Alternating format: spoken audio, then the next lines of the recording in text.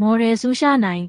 ပထရစ်ရှာအားမလေးရှားရှိဟိုတယ်ခန်းတွင်ပိတ်ပြီးနှိပ်စက်ခဲ့တယ်လို့စွပ်စွဲခံနေရတဲ့ influencer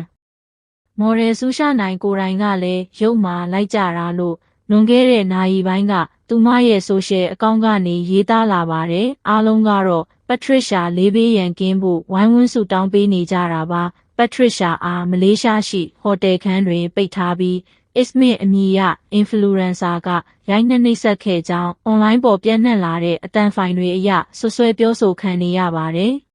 ။ပထရစ်ရှာဟာသူနဲ့အတူကြော်ညာအချို့ရိုက်ကူးခဲ့ပြီးယခုအဖြစ်အပျက်ကိုလည်းရန်ကုန်မှာရှိနေသူတဦးအားဆက်သွယ်ပြီးပြောပြရာမှအတန်ဖမ်းထားတဲ့ဖိုင်တက်လာခဲ့တာဖြစ်ပါတယ်။မလေးရှားရောက်မြန်မာနိုင်ငံသူသားများအားလုံးရှယ်ပေးကြပါဦး။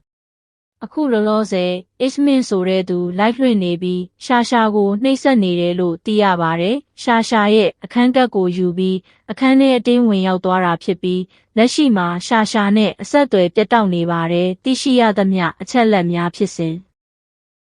ရှာကအကူအညီတောင်းဖို့ဖုန်းဆက်ရာမှအဆိုပါမျိုးသားရောက်ရှိလာပြီးဖုန်းချသွားကရှာရဲ့အော်ဟစ်တန်များပါကြားလိုက်ရတယ်လို့သိရပါတယ်ဒီနေရာတိကျတဲ့နေရာမသိရသေးတော့လဲရှာတငယ်ချင်းကိုပြောပြချက်အရဟိုတယ်နာမည်မှာ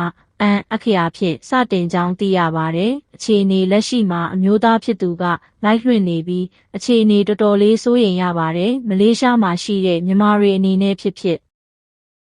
ဒီ live ကိုကြည့်နေတဲ့သူတွေအနေနဲ့ဖြစ်ဒီနေရာအတိအကျသိရှိပါကသက်ဆိုင်ရာရဲစခန်းဒါမှမဟုတ်နီးစပ်ရာအဖွဲ့အစည်းတွေကိုအမြန်ဆုံးအကြောင်းကြားပေးကြပါဦးရှာကိုအမြန်ဆုံးကယ်တင်နိုင်ဖို့ဝိုင်းဝန်း